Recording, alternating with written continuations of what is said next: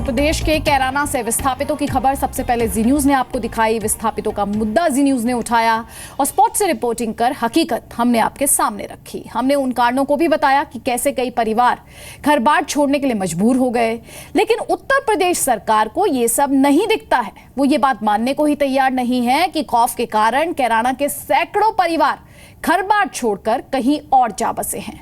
आज हम आपको सबसे पहले उन लोगों की बात सुनाते हैं जो कैराना छोड़कर कहीं और जा बसे हैं।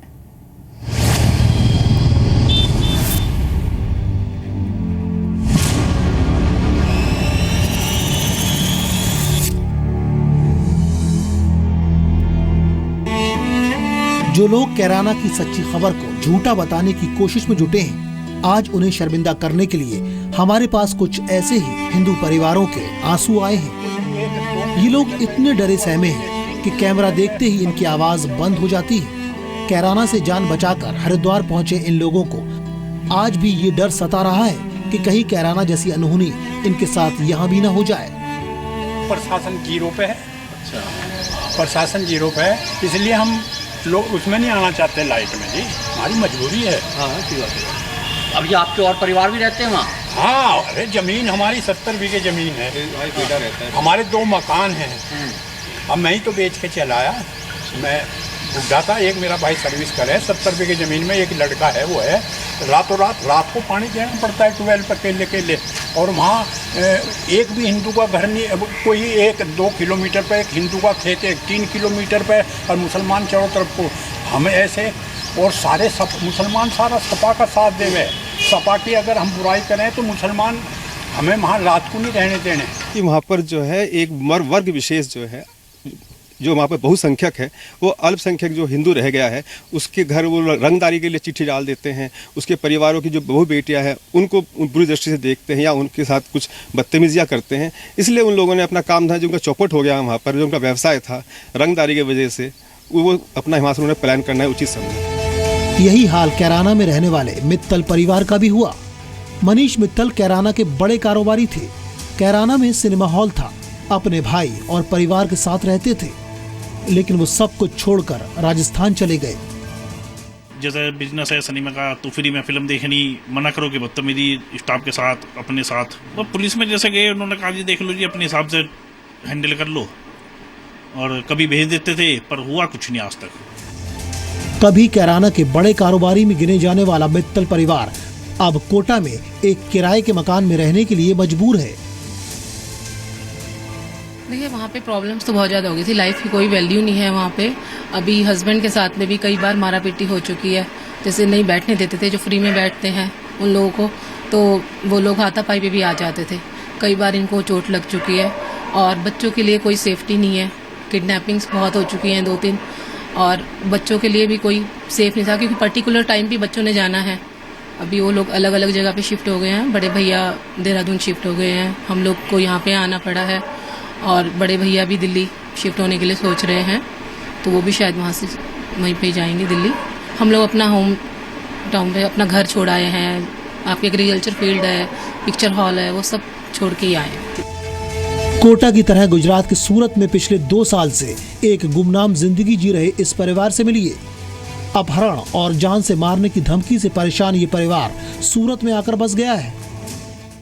अगर वहाँ कैराना में रहना, हिंदुओं को दबके तो रहना पड़ेगा। वो ये नहीं है कि भाई उठ के चल रहे हैं, प्रदर्शन कर रहे हैं, ये चीज़ वहाँ नहीं कर सकते, क्योंकि सभी तरह के वहाँ लोग रहते हैं। तो ये स्थिति तो है ही नहीं कि भाई आप अपना आलीशान मकान बना रहे हैं, आलीशान कोठियाँ बना रहे हैं, तो फिर उनको बंद करके आ जाइए, जैसे मेरे साथ स्थिति हुई। सर जब कैराना छोड़ा तब ऐसे हालात वहाँ थे कि भाई हिंदुओं लोगों को ज़बरदस्ती अगर हुआ तो भाई भगा दिया जाए, या उनकी ज़मीनों पे जायदाद पे कब्जा कर लिया जाए। इनके मुताबिक कैराना में हालात धीरे धीरे इतने बुरे हो गए हैं कि उन्हें जमीन जायदाद छोड़कर जान बचानी पड़ी। वहाँ पे पर्ची देके, पर्ची फेंक के, और रात भर कॉल करना कि बच्चे को उठा लेंगे। लेकिन क्या कैराना में हिंदुओं की गिनती पर निष्पक्ष रिपोर्ट भेजी जाएगी?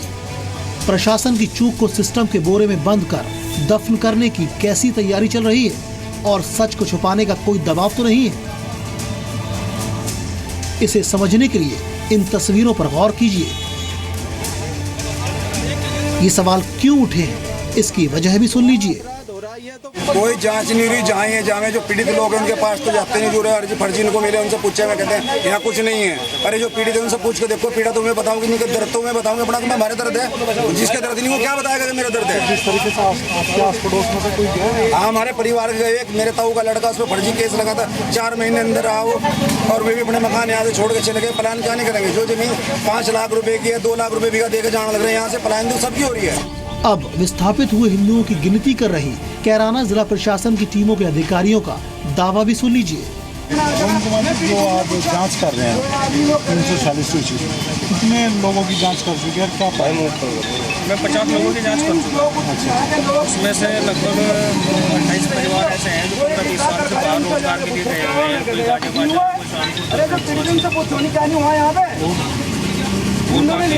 बाकी लोग के सिलसिले में बाहर जा रहे हैं, उनके परिवार यहीं पे आते जाते रहते हैं। ये तो कुछ भी नहीं, सिस्टम की जांच का एक और सच देखिए। जो अधिकारी घर छोड़कर गए लोगों की जांच कर रहे हैं वो कुछ और कहते हैं और एडिशनल सुपरिंटेंडेंट ऑफ पुलिस कुछ और कहते हैं। ये अभी तक ऐसी कोई बात नहीं है जिसमें हम दहशत को कोई कारण बताएं, और खास करके इन 346 की जो सूची भी है उसमें भी एक चीज़ हमारे लिए इम्पोर्टेंट है कि ये सूची आज की तारीख में या आज से 4 दिन पहले हमारे सामने लाई गई है, जिसमें जाने वाले लोग 15-20 साल पुराने भी हैं, बट अभी तक कोई पुलिस के सामने आकर के या अपनी व्यथा बताया नहीं कि आपराधिक कारणों से हम जा रहे हैं।